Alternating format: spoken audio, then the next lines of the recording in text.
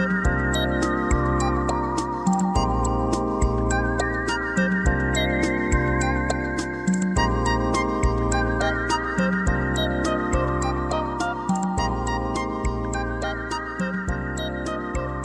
right, y'all. Welcome back to the Pretty Chill Podcast, the PCP. I got a very special guest in studio today. It's my good friend, Brad Wark, in the house. Brad, how we doing? How we doing? Good to see you. Man, PCP, I like that. PCP, that's right. Short and sweet. So I'm stoked to have Brad in today. We've been friends for, call it 20 years or so. And we've kind of had this similar crossover journey in life, in my opinion. We're kind of the athlete bro early, then the middle we were kind of like, well, what else is there? And then we kind of started our spiritual awakening or journeys about the same time. I think. Does that sound right? Yeah. We were good friends. It was almost like I had my really tight group of friends, you had your really tight group of friends, and we overlapped. But you and I would always huddle off to the side and connect throughout these years. And when we reconnected big time, which was understatement. like right when I moved down here. Yeah. What do you remember? Where were you at that time? Like this was probably 2018, maybe 2019. I feel like this was when you and I really came together as like really good friends. Like where were you at in life, and what kind of were you searching for at that time? Yeah. So to rewind the tape a little bit, I took the plunge down to San Diego in around 2010-ish. Yeah. Was about right. Yeah. And then you had kind of made some visits throughout the years, and quite a few. We're going to get Johnny down here. I think it's going to happen. Yeah. And at the time, we weren't super close yet, right? So, but it was like, hey, let's get more Seattle guys down here. Let's make this transition. And yeah, was it 2017? At the time, I don't know where to start.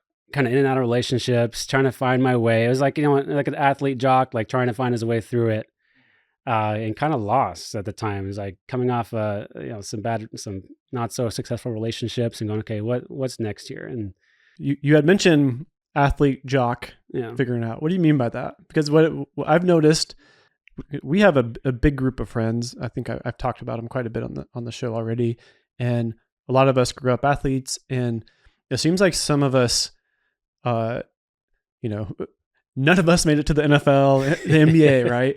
And so close. I had dreams. I was like, that was always what I wanted it to be when I was younger, was like an athlete. And then pretty quickly I was like, oh, there's no freaking chance. What's next?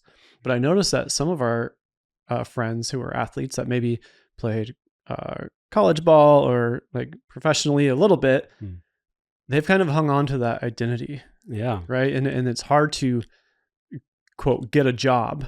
Like I'm not going to go from playing center field for this baseball team to selling insurance, Would you say that you kind of were holding on to that identity for a while, or how was your transition from athlete to like regular person? I think kind of the natural transition of a lot of people, like the dudes, right? It's like you go from playing sports, then watching sports, and then it becomes, that's your identity. It's like, okay, who's your sports team? You're in all weekend. In Seattle, it's like weekend hits, like college football, Seahawks, Mariners, Sonics back in the day. It's like, and then you're like, that weekend is make or break. Seahawks win, you're stoked. They lose, it's like the most miserable day. And it's like, it's so silly thinking back on that, but that's what it was like, right? Never miss a Hawks game. Always all about that. And like, that was what we kind of grasped onto. And I feel like that was it. We didn't know anything else. I think that was our comfort zone. It's like, we work during the week, we watch sports, and that's cool. It's safe, no harm, no foul. And that's what it was. But like, should we go into that ceremony thing? Sure. And a little precursor to this. So this was a time where our friend Jason had experienced this, he met this couple who facilitate these, we'll call it ceremony, which was a foreign word to both of us at that time. And they, like our friend Jason curated this group. We had two facilitators and call it some magic pills or whatever, but it was medicine. Yeah. But it was just this very curated group. And I had a little bit of experience leading in, so I was a little warmed up. You were coming in like kind of asking us for some help with future direction at that time, if I remember right. Yeah. And to preface that, so I had grown up church on Sunday, sports, church, like very traditional. That's what it was. And so this, quote unquote ceremony thing is like, this is foreign to me. I don't know what this is. It's supposed to do some things and maybe change your perspective, but who knows what the hell is about to happen. Did you feel like you were coming in like, I'll just try this, nothing to lose? Or were you like kind of in a like desperate state for some answers at that point? I wouldn't say desperate, but it was almost like, man, did I just fail myself? I was 34 years old at that date. And looking back now, it's like that was so young, but at the time is like, am I just not cut out for like, because I've always wanted a family and, all the things. And it's like, am I just not cut out for this stuff? I'm like, I can't seem to kind of figure this part out. It's like, what's wrong with me? And at that point in time, I'm holding a steady, doing well for myself, but like at the same time, like confidence is so low. It's like, well, at this point in time, it's like, why not try something new? I'm at least at the time, I'm so grateful that curiosity was what got me through this. It's like, sure, let's take a look. Okay. So we, what happened that night? Yeah. So this would end up being the best night of my life, most impactful night of my life. And I think everyone there probably rank it top 5, top 10. It's in the top couple, probably at least top 3 right off the top of my head for sure. Yeah. Before we got things going, this is like late afternoon, 4 or 5. I was just sitting by the pool, just kind of relaxing, and people started to trickle in, Then I saw this pretty gal come down. Her name was Elise. And I was like, whoa, it's like good looking gal. But I mean, it doesn't matter. It's like, it's cool. Nice to meet you. But I'm here just to do nothing and be by myself. You weren't planning on picking up chicks at this place. This is not, like, oh, who are the babes here? I'm going to go chat with them. It was like complete opposite. Like, as we circled up, I happened to sit next to Elise, and we were both joking. We were going back and forth saying, when it hits, like, I'm out. Give me the peace sign. Like, I'm going to go in a corner and freaking hide in the ball by myself and take care of business. Mm-hmm. And so, like, how would you describe this medicine? Like, what are we taking? What are we doing? I don't even know. It's for anybody that's experienced like MDMA at a concert. It's kind of like that heartfelt medicine, but you're, instead of at a concert dancing and jumping with your friends, you're just like sitting in this circle, and it's like calm and everything's just warm and fuzzy, and like there's just not a concern in the world all night, right? Yeah, and we're lounging in our sweatpants, and it's just a very casual thing. So we're sitting there kind of waiting for things to happen, and I see some people start to giggle and start to start having these open conversations, and I'm just kind of seeing everyone kind of like liven up. And I remember now I'm realizing like nothing happened with me. And this isn't working. What's wrong with me? And he goes, you need to like, and I don't know exact words, but it's about surrendering. Like, just let it be, just let it come to you. Cause I'm waiting. I'm like, I need to like see some freaking unicorns or like see something like some wild things. Cause I had done mushrooms in college with some friends. So I was kind of like, maybe it's like that, where it's like, this is going to be the best. We're just gonna go explore and solve all the world's problems. And you guys started having some good conversations. I'm sitting back, kind of waiting for it. It was so hard to get things in my body because I was so blocked. So I had to, at the time, I needed a little extra dose to kind of get me in. And once things started happening, I was just going, oh my God. Like, I felt like my heart exploded in like the most beautiful way ever. Just like, just the most incredible, totally new feeling. I'm 34. This is a brand new feeling. The most amazing, just like, oh my God, like all of your heady thoughts just going right into your heart, and just like everyone in this room is together and communicating through their hearts. And it was like the ego disappeared. It was just talking from the heart. And it was the purest, just most loving, just heart-centric group of people getting together, right? And I looked over at Elise and I was like, oh, I think I'm in. Like, this is pretty wild. And she's like, yeah, awesome. Yeah. And we ended up, we had this giant couch, right? This big old red couch. It's the biggest couch I've ever laid on. But ended up being, we were both laying on our backs, and we interlocked at our elbows. And this is not sexual. This is just like for some reason, we just connected. And she put her arm on my elbow. I put my arm on hers. And I started having these, like, I think I call them like contractions. It was like all these things that I had shelved away. It's like I never really cried. I was always taught to like be strong, hide your emotions, just battle through, work harder, like get a good job, follow the rules, and like all this. And I managed to get through it. And it worked, right? But when this came to the heart, it's like, oh my goodness, I'm so heavy. I've got so much weight on me. And it was like these contractions would come through my body and I'd release them. And every time it went through, it was like, oh, like 5 pounds lighter, 5 pounds lighter. And the crazy part was that with Elise, we were like, our hearts were connected and she could feel what I was feeling and I could feel what she was feeling. And as these contractions things were coming through, she knew they were coming and she was like talking me through it. And I'm going, what is this shit? What is going on here?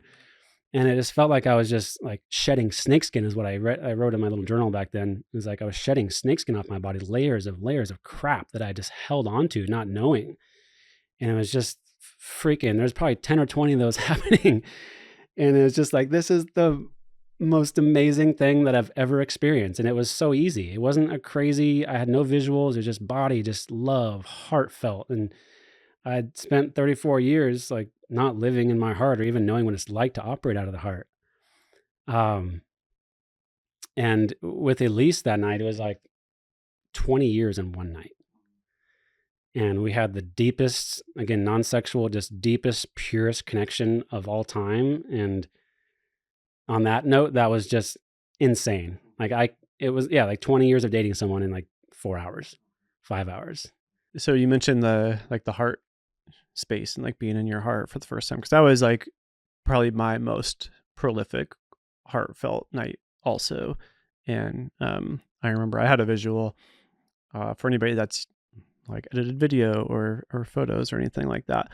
I like had this visual of being in Adobe Lightroom, which is like where I edit my photos, and I had just moved from this. This is weird, but like I had just moved from Washington, and I had like this. I was shooting a ton of photos, and I had this very specific look, and it was like a cool look, like color cool, like a little bit bluer cool, and this vision, I was in Lightroom and I was in the white balance and the slider was on cool and it just freaking jacked to the right, which is the warm amber color, like kind of the color behind me. And everything in my vision just turned and exploded in this amber color. And I even heard sounds and my eyes were just huge. And I'm like, oh my God. Which, I don't know, people who have experienced something like this, they're like, oh yeah. But I'm sure there's some folks listening that are like, what are these hippie boys talking about? Right. What is this weirdness? But I remember you trying to describe that in that night. It was just like cracking me up. And it's just everyone just having this happiest. There's lots of giggles, right? It's not just all seriousness. It's just like, just love. And it's just like, I think this was the first night that I ever experienced being present, like the present moment. And let's say to finish with Elise, we ended up getting engaged like 2 months later and married like 4 months after that. And had a baby. And a baby. Oh, sorry.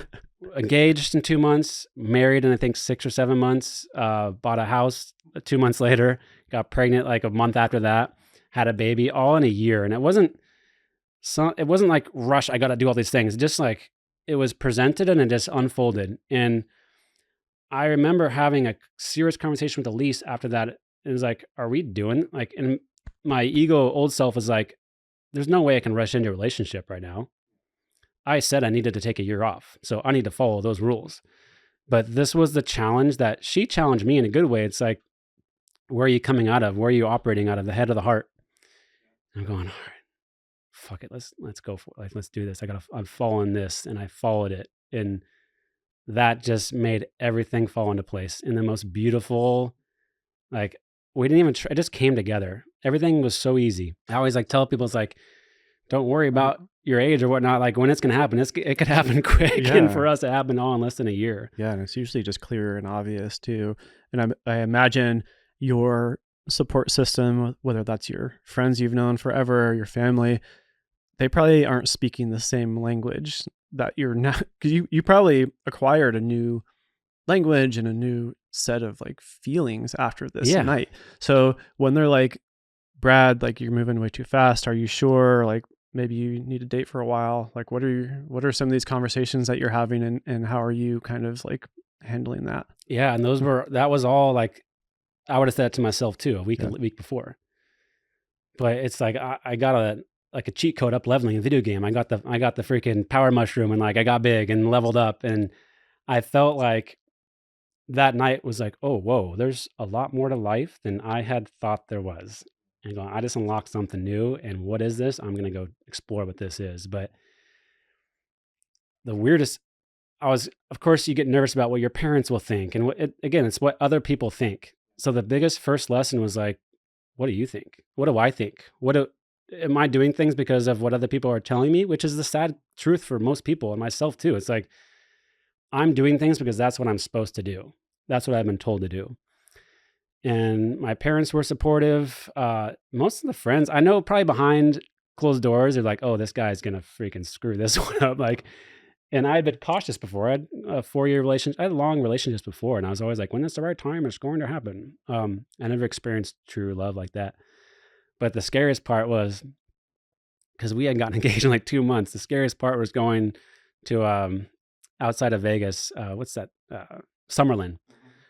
Elise's parents were living there at the time, and I had to go there to like ask, like, ask, like, are you okay to support me in, proposing? And that was the most nervous I've ever been. It's like, I'm going to come in sound like a psycho. Like, I've known this gal for 2 months, and I'm going to go talk to the dad for the first time. Never met the guy.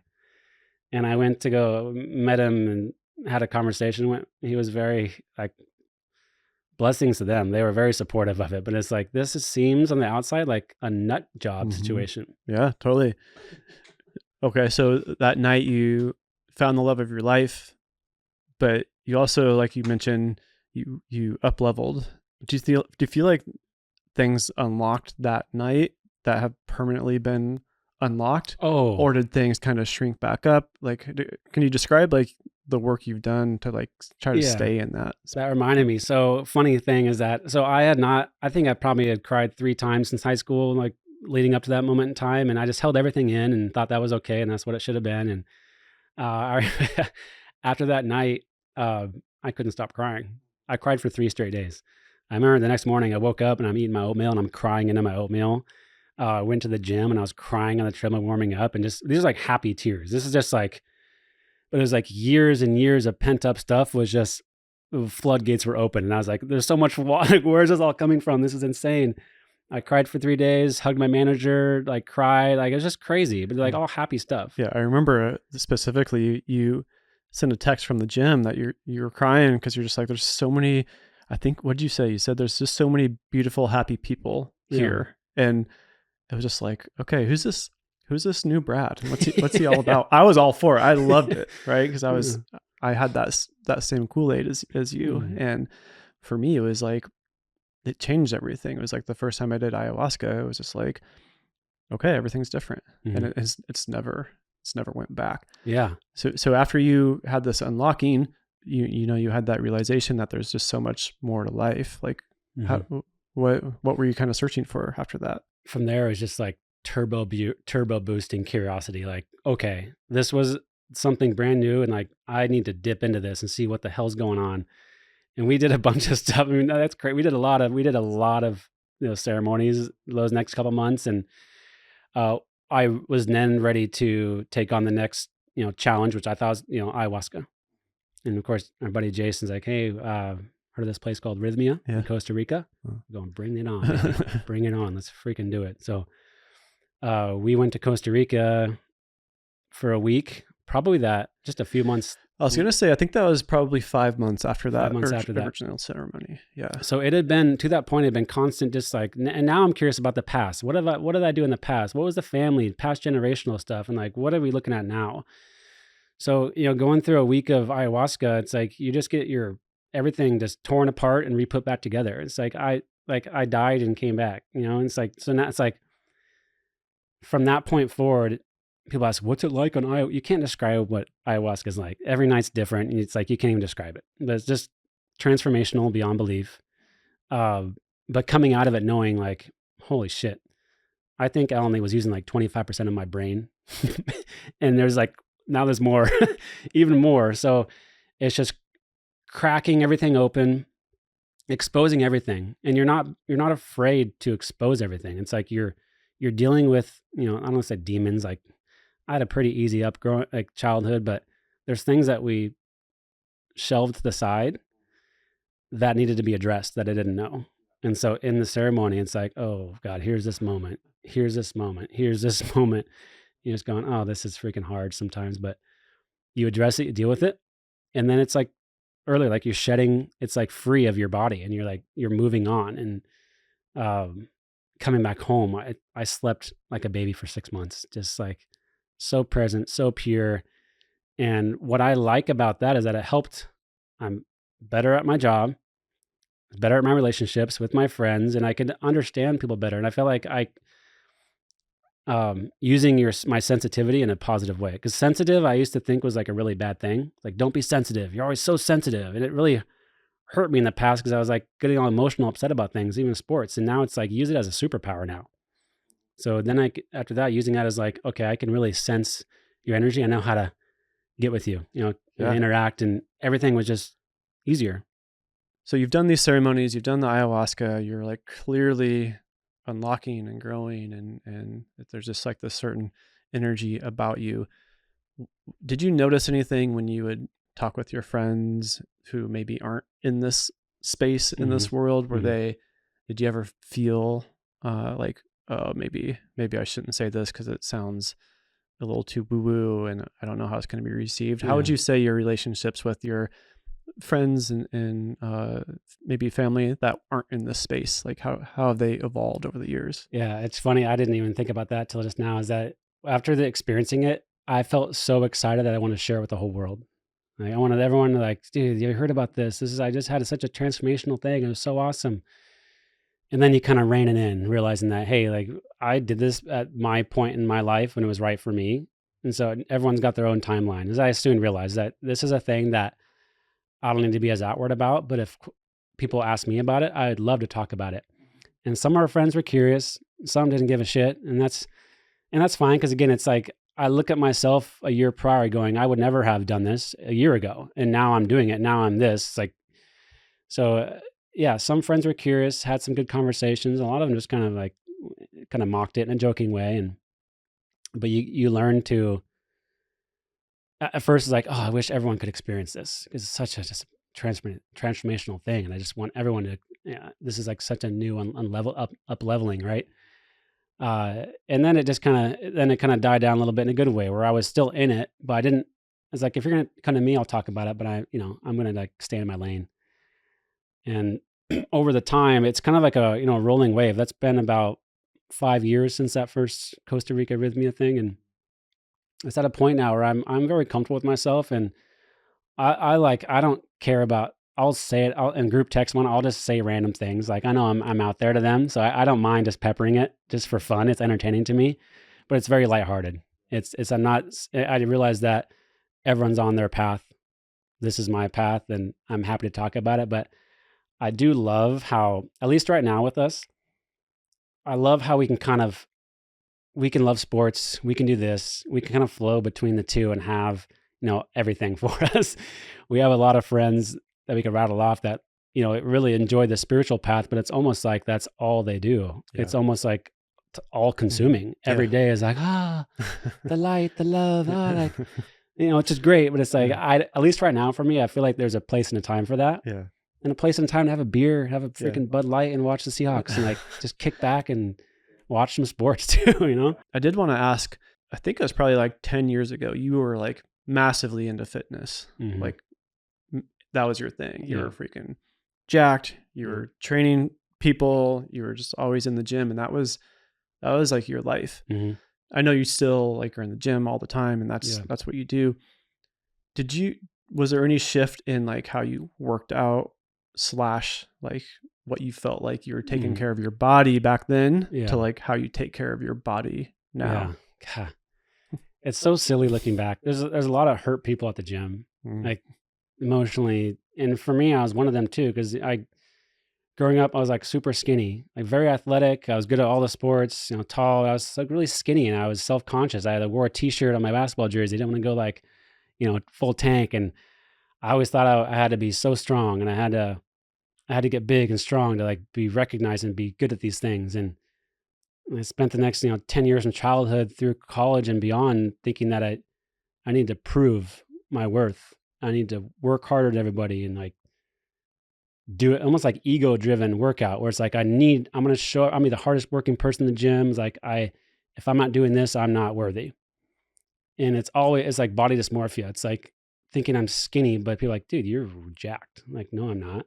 I'm like, yeah, it's lack of confidence. It's like, for whatever reason with growing up is that I lacked so much confidence for a kid who was like good looking, like good at everything I did, like art, music, sports, like you name it. I could kick ass at it. And I was really good at it. It's like, how is this kid so unconfident with all the gifts and tools? And it's just like, so you feel like you're lacking in something. And so the gym was like my take it out on, and like I felt at peace in a good way. It was like my meditation.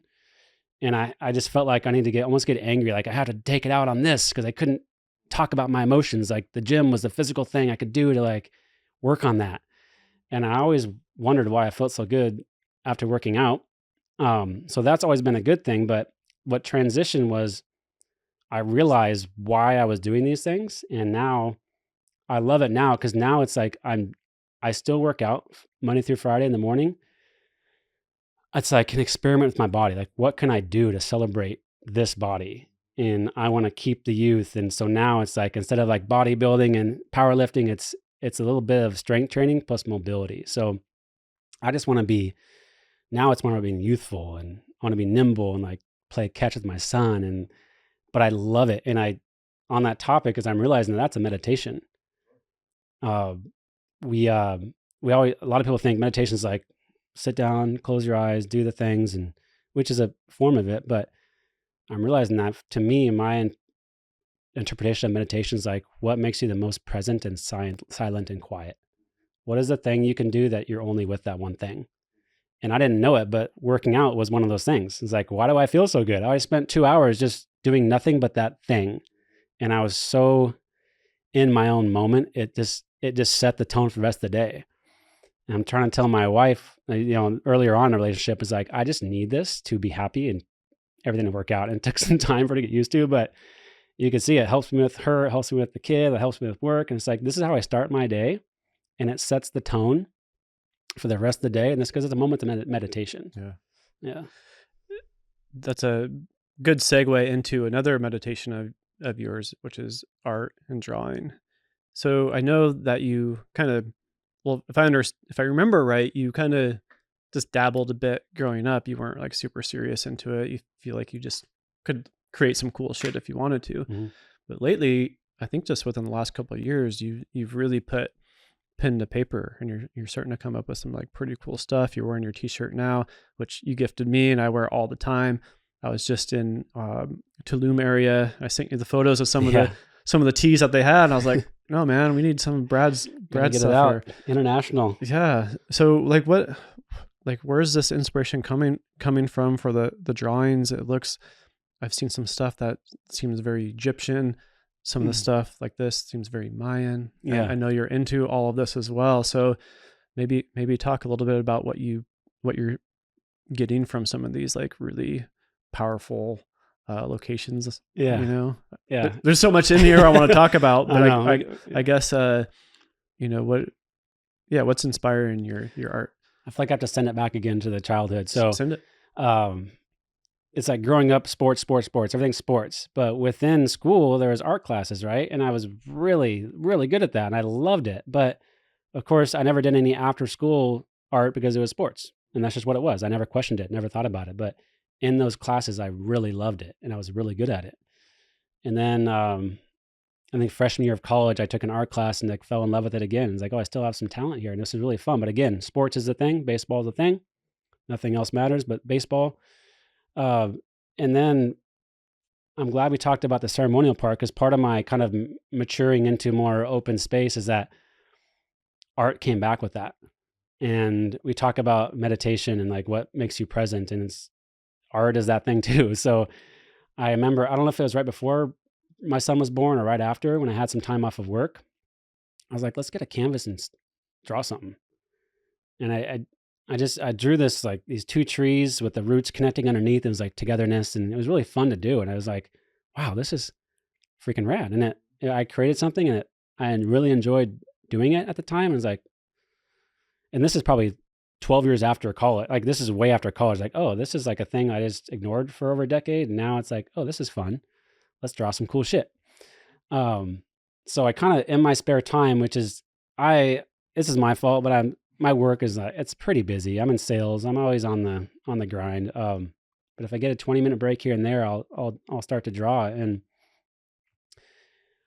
I had drawn quite a few pictures, and going back to my spiritual path, I'm just continually learning. I was like, you say it, I'm curious about it. And this past life regression thing came up, and I was like, well, what's that? Mm-hmm. I found a gal on Gaia TV. Mm-hmm. She lives in Sedona, met up with her, and she kind of was like, all right, let's do this. So I just closed my eyes, and she kind of channeled through me and started bringing me back, like back in time, back to like, I don't know, can I be weird in it? Like, yeah, I get it. I mean, back to when I was at a different planet, like Sirius B. Mm-hmm. Apparently, like my soul from Sirius B, coming down to Egypt and whatnot. And she started naming off all my different careers and paths. And like a big thing was like she's like, you are the son of Isis and Osiris.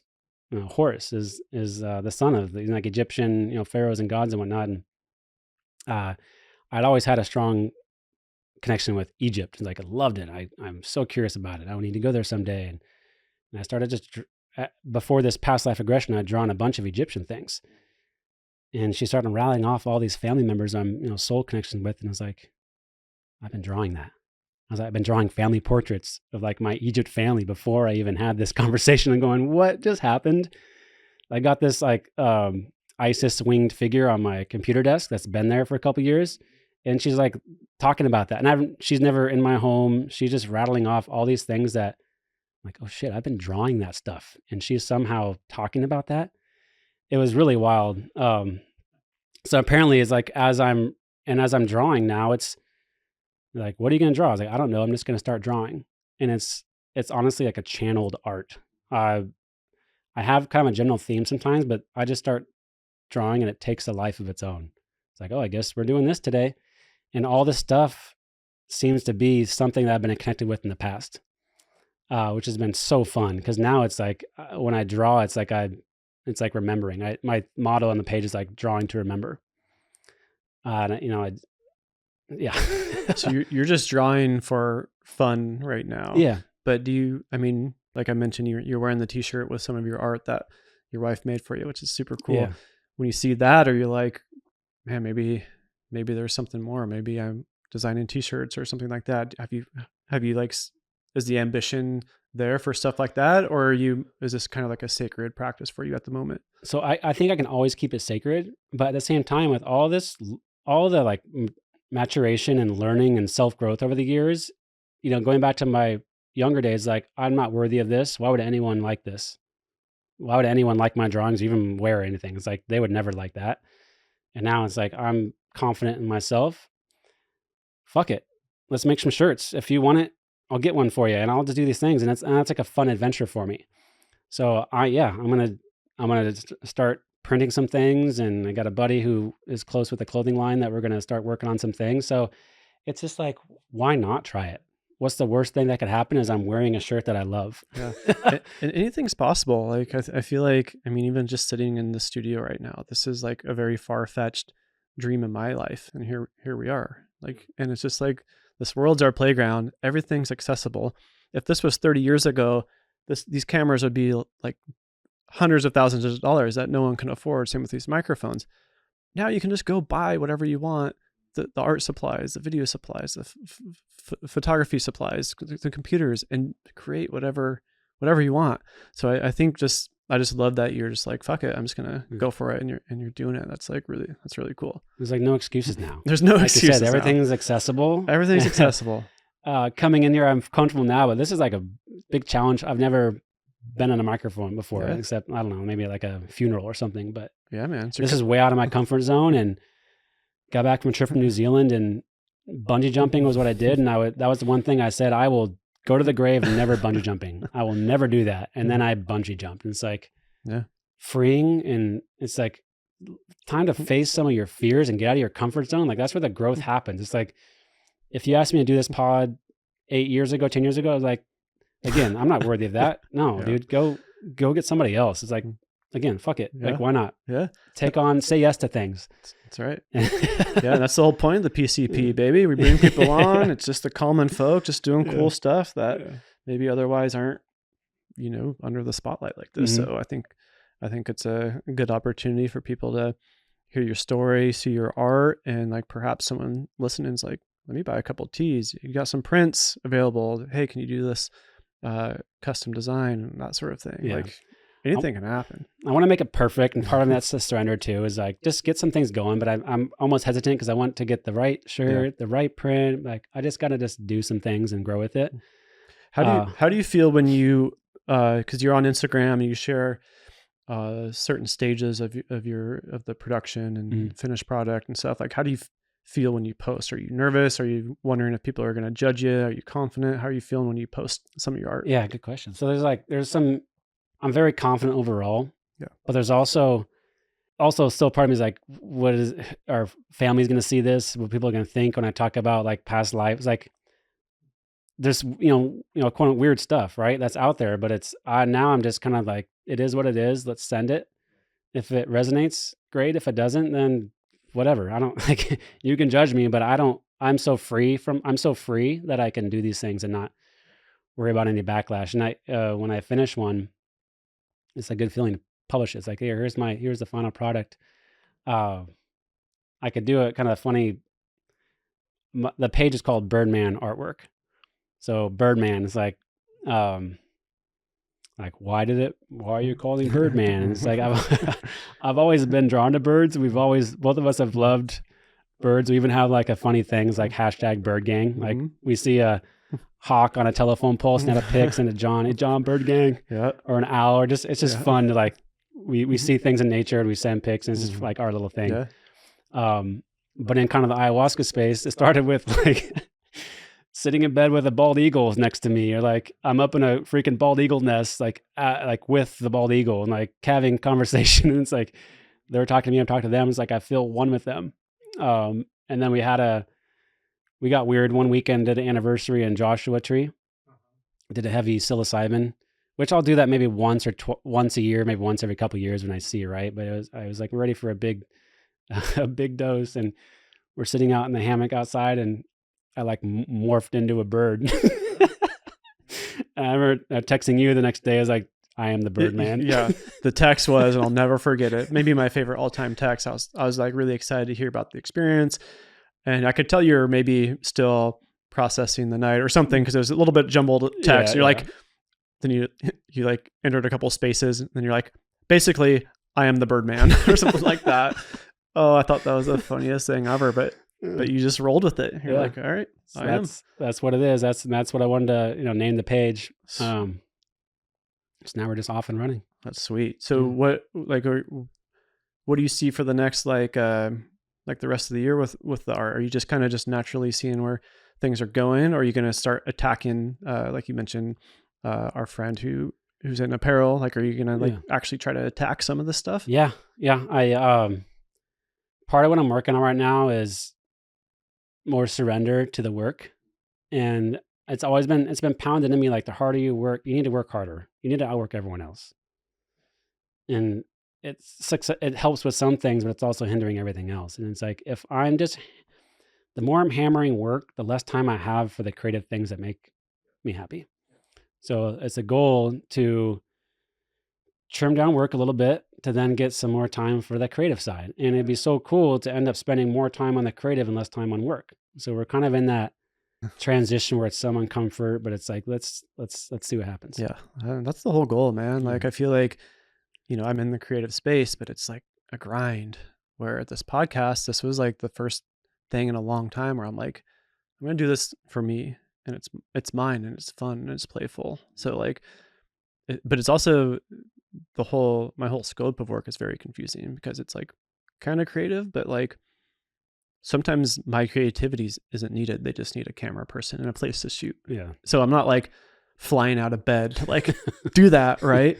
But there are some projects, man, that like just really get me fired up, and I can't sleep because I'm so excited. So like that's where I'm like trying to go now. I'm in kind of I wouldn't call it a resting place, but I had a few projects end, and I'm like finally like able to evaluate where I'm at. So like this podcast, and even like doing uh little short documentaries on like people like you who are just like, because I could film and hear these stories of inspiration all day. Like that's my freaking jam. If I see anybody who's doing anything creative or cool, and there's like a video on Instagram, I'm watching start to finish. Like that's the good stuff. So perhaps there can be a collaboration where I can come and document some of your process. I would love that. This is a lot of fun. Yeah, isn't it? What a great idea. Yeah. Yeah. I would love to get some art things going and do some fun, trick up some videos and whatnot. Totally. Yeah. So I wanted to talk to you a little bit about fatherhood.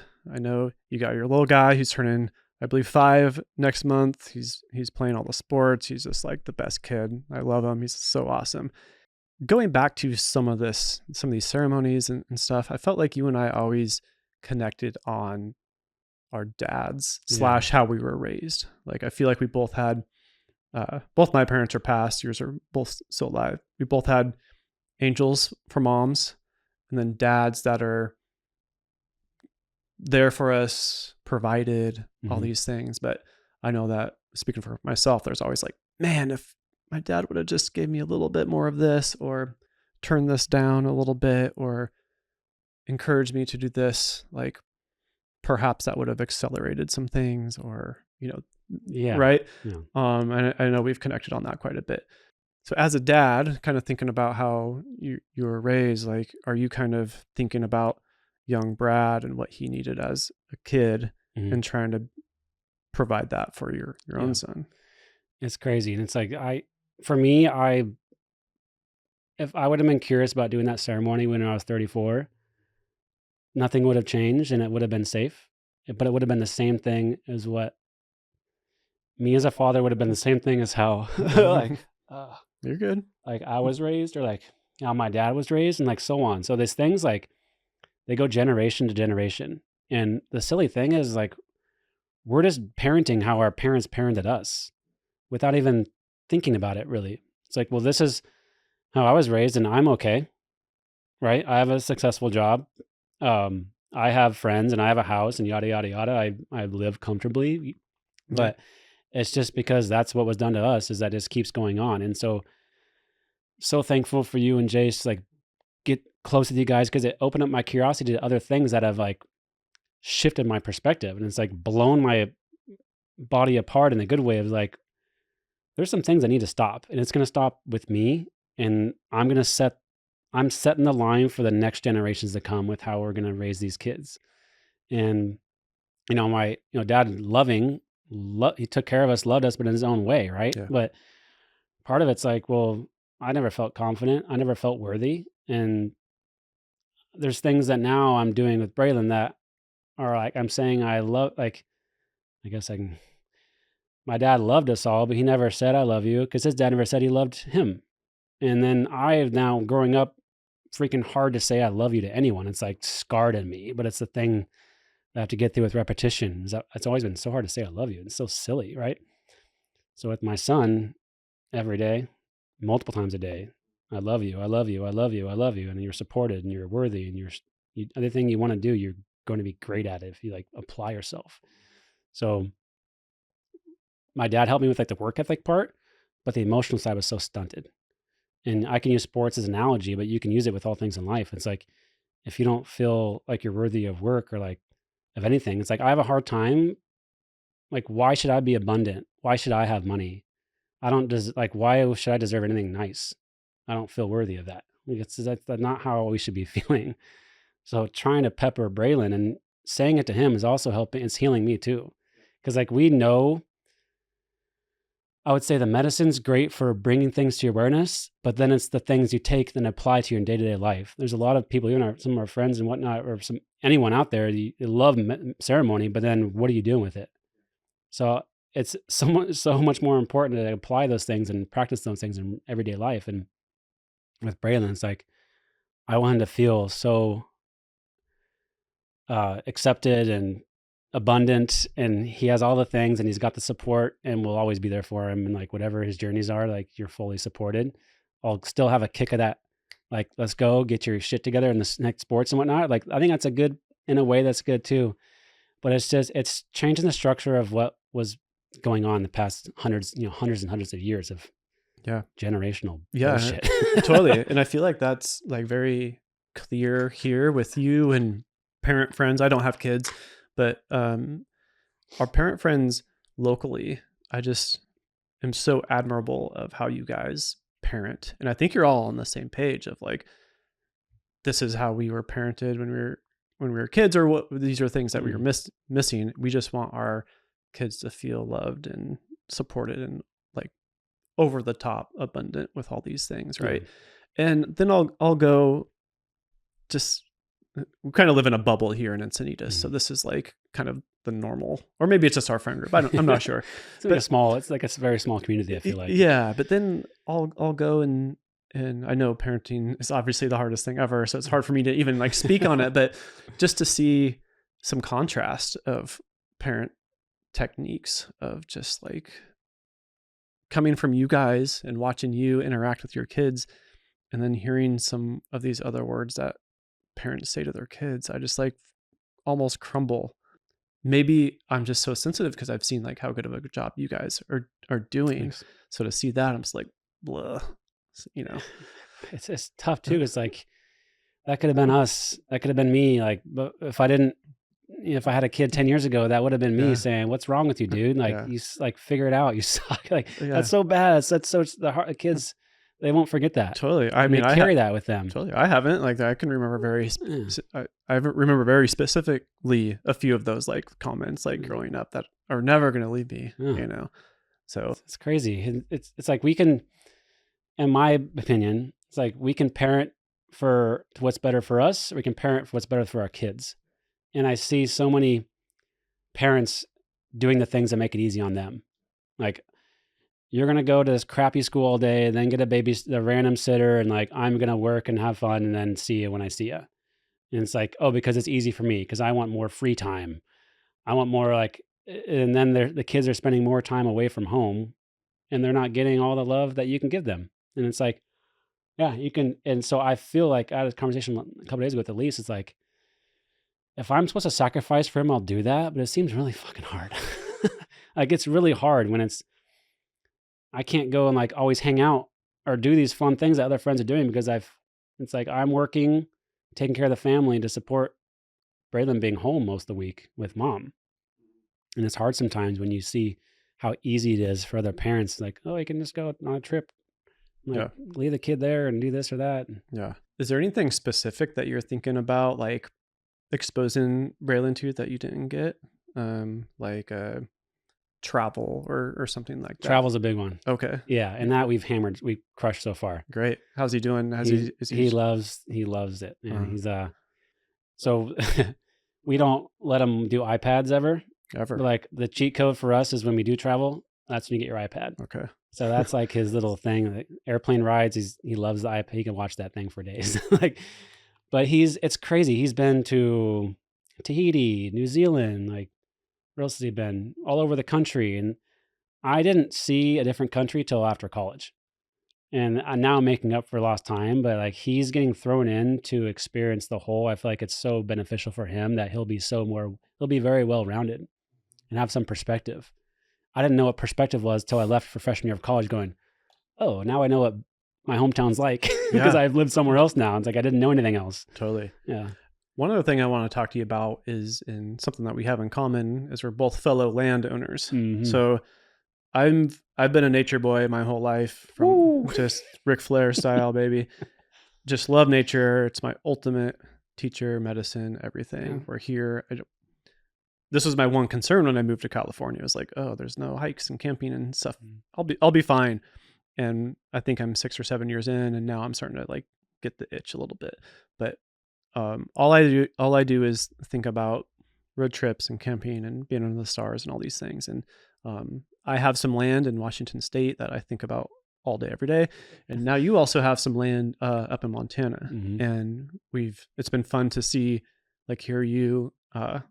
So I'm not trying to talk like I'm a savvy vet, but I'm a freaking savvy vet. I used to watch like before tiny houses were cool. This was 15 years ago. These were my bedtime stories because I just was so enamored with the simplicity and the creativity of building these small spaces and living so minimal. I like loved that. So like I was always like, okay, how do I like earn enough money where I could just like live in one of these on a plot of land and like that's it. And now that I have the land, now I'm like kind of churning again of like, okay, I need all the things. I need the septic and all these things. So it's been awesome to hear, you know, when we hang out, you're like, yeah, I need to figure out the septic and the electrical. Tell me about your plot of land, why you bought it, and like what's the ultimate like dream up there in Montana. Yeah. So it's really nice to be in. Like, to me, I love the ocean. The beach is the best. I love it. I have to be around the ocean, but there's also the contrast of in the woods. And when you go out in the woods and you're around nobody else, it's like, this is so quiet, peaceful, and it feels so good. There's just something about being on land when you're by yourself. That's just the best feeling. So our kind of like thinking last couple of years, what if we just have a little escape pad somewhere? And I got some friends from my hometown that were developers, and the opportunity came up. Like, hey, we got some plots of land in Montana. We're developing it. Let's freaking go for it. Bought that shit sight unseen. Like, I have full trust in this. If worst case scenario, we can sell the land, and it's already over doubled in value since we bought it. Wow. So it's just like, it's at this point in my life, it's like when a message comes up and something's like, seems kind of like a hunch, like, oh, this, like, do it. Freaking follow that intuition and go get it. And like, that's kind of been the motto the past few years. And so we got that land, and now it's just like, and it's dealing with the blocks as well. It's like, why am I worthy? I'm not worthy of this. But it's like when you meditate or pray on something and you call things in, if you look back on it, those things actually are happening. Maybe a little bit slower than you thought. But when I think of having land now and a kid, it's like, oh, that stuff I like wanted years ago, and it's coming to fruition. And it's like, if the mindset's there, things just work out how it's supposed to work out. Like, how am I going to build a home? I don't know yet, but it's going to happen. Like, something's going to happen to make it happen. So I think just that faith in it is what's, you know, keeping the wheels churning, and it's going to happen. And on the side is like what I'm really excited about now. And it's so funny. Like, I'm like watching guys bulldoze properties on YouTube. Like, oh, look at that grade. Like, I love taking out some shrubs. Like, oh, look at that clearing. It's so beautiful. Writing down the make and model of the tractor they're using. Yeah. Get rid of those freaking big cats. Like, it's so funny. And so now I'm just like talking with you, John, we got to find a plot of land, dude. Yeah. We can get our Washington plot. You've got your Washington stuff. I get Montana. That's gonna be a nice escape pad, but I want to play on that shit every day. Like, Montana's gonna be like a couple times, whatever, not every day. It's like, so I'm really excited about the thought of getting some land in our backyard, you know, hour away, where like on a whim we can say, want to go tinker on the land, like, and then build some things on it and take it from there. Yeah. Brad and I have been talking about this for a couple of weeks now about getting a chunk. He wants within 30 minutes. I'm like, I don't know if that's far enough away, maybe an hour and a half, but he's like, then we wouldn't be able to visit it enough. So, but we're having fun, just like dreaming up these situations. And we're also realizing that, like, man, if you partner up, that's a lot realistic to like, because now you're going from like, oh, I got to come up with all this cash to like, I still have to come up with some cash, but at least it's half and I'm with the partner. And that's just like, that's very exciting to me. Like, I've been talking about it quite a bit with my partner, and I'm like, I think something's going to happen. Yeah. But that also kind of scares her, because if we have a place out in the hillside somewhere, I'd rather be out there like most of the time. So she's just like, well, I don't want to be freaking off the grid for 5 nights a week. And I'm like, maybe 3 or 4. We'll see. A couple plots. Yeah. So, but like when you like, that starts with a dream, right? The vision. It's like, because a lot of people just are quick to brush off. Oh, I can never do that.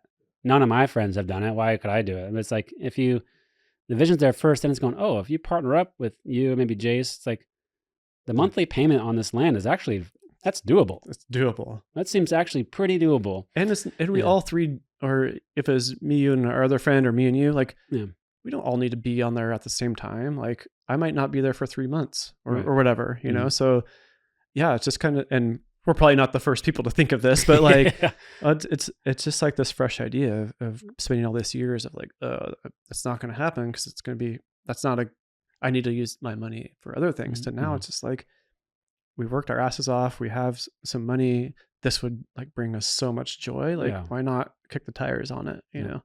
So we'll see what happens with that. Oh man, Bradley, we covered a lot of ground there. Some ceremony, some breakthrough, how you met your wife and had an expedited, but a good,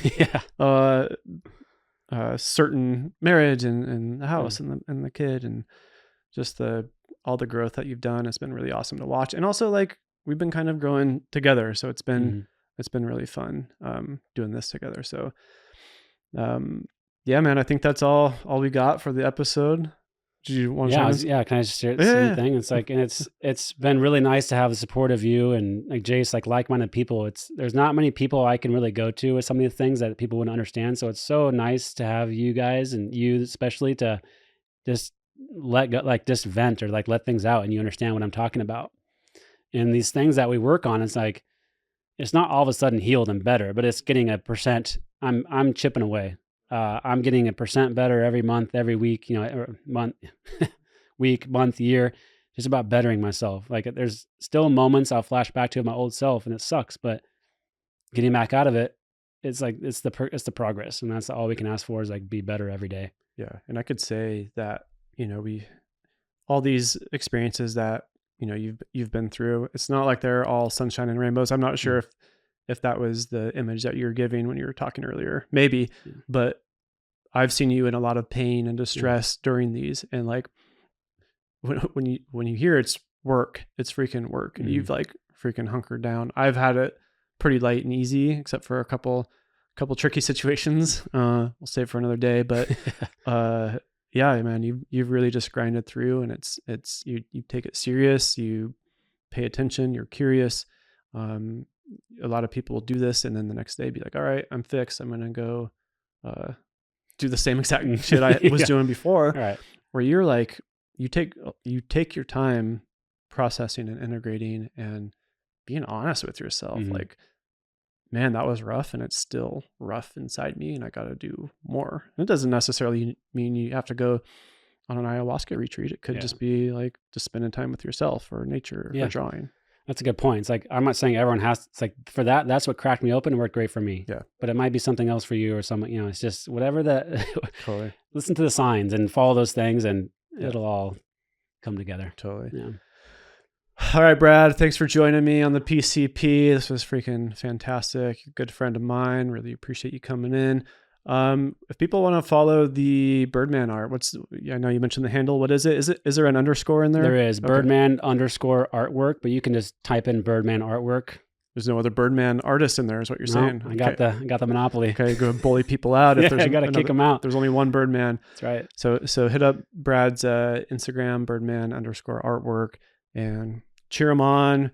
If you need anything done, like maybe hit him up. Maybe say, hey, like for example, I have this blank wall in here. I've been trying to get him.